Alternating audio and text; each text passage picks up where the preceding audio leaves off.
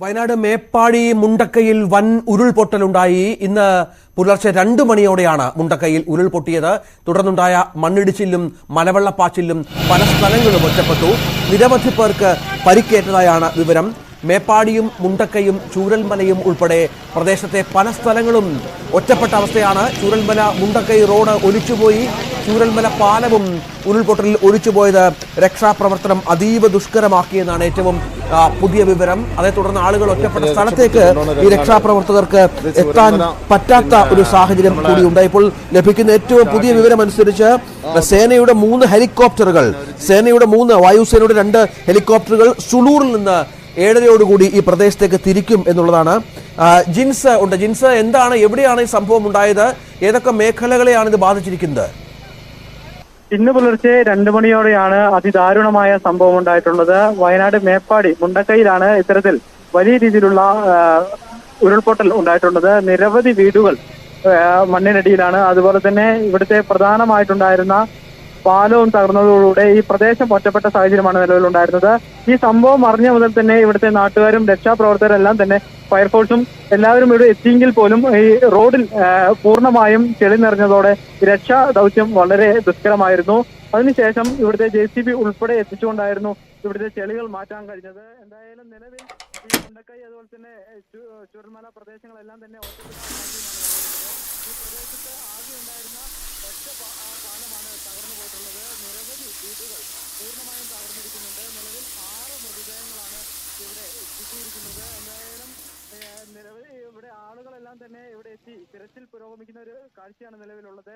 NDRF സംഘം ഉൾപ്പെടെയുള്ള ആളുകൾ ഇവിടെ എത്തിയിട്ടുണ്ട്. രക്ഷാദൗത്യം പുരോഗമിക്കുന്ന കാഴ്ചയാണ് നിലവിൽ നമുക്ക് പറയാൻ കഴിയുക. എന്തായാലും കൂടുതൽ ആളുകൾ ഈ മണ്ണിനടിയിൽ പെട്ടു എന്നുള്ള കാര്യമാണ് പ്രദേശവാസികൾ പറയുന്നത്. സംസ്ഥാനത്ത് തന്നെ ദയവായി തുടരുക. ഇപ്പോൾ ചൂരൽമല വാർഡ് മെമ്പർ നൂറുദ്ദീൻ ഉണ്ട്. നൂറുദ്ദീൻ സാർ, എന്താണ് സംഭവിച്ചത്? വലിയ തോതിലുള്ള അപകടമാണെന്നാണല്ലോ പുറത്ത് വരുന്ന വിവരങ്ങൾ.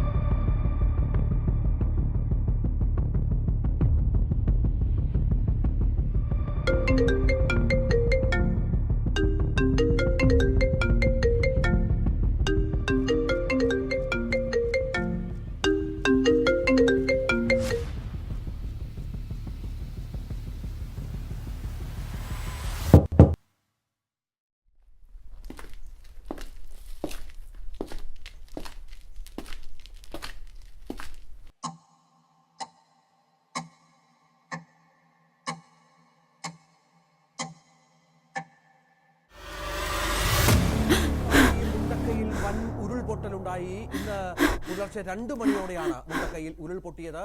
തുടർന്നുണ്ടായ മണ്ണിടിച്ചിലും മലവെള്ളപ്പാച്ചിലും പല സ്ഥലങ്ങളും ഒറ്റപ്പെട്ടു. നിരവധി പേർക്ക് പരിക്കേറ്റതായാണ് വിവരം. മേപ്പാടിയും മുണ്ടക്കയും ചൂരൽമലയും ഉൾപ്പെടെ പ്രദേശത്തെ പല സ്ഥലങ്ങളും ഒറ്റപ്പെട്ട അവസ്ഥയാണ്. ചൂരൽമല മുണ്ടക്കൈ റോഡ് ഒലിച്ചുപോയി.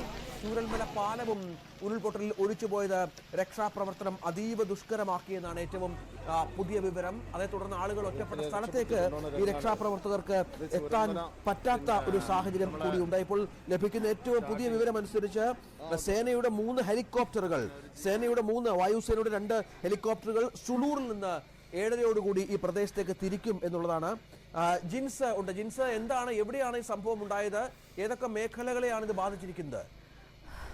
ഇന്ന് പുലർച്ചെ 2 മണിയോടെയാണ് അതിദാരുണമായ സംഭവം ഉണ്ടായിട്ടുള്ളത്. വയനാട് മേപ്പാടി മുണ്ടക്കയിലാണ് ഇത്തരത്തിൽ വലിയ രീതിയിലുള്ള ഉരുൾപൊട്ടൽ ഉണ്ടായിട്ടുള്ളത്. നിരവധി വീടുകൾ മണ്ണിനടിയിലാണ്. അതുപോലെ തന്നെ ഇവിടുത്തെ പ്രധാനമായിട്ടുണ്ടായിരുന്ന പാലവും തകർന്നതോടുകൂടെ ഈ പ്രദേശം ഒറ്റപ്പെട്ട സാഹചര്യമാണ് നിലവിലുണ്ടായിരുന്നത്.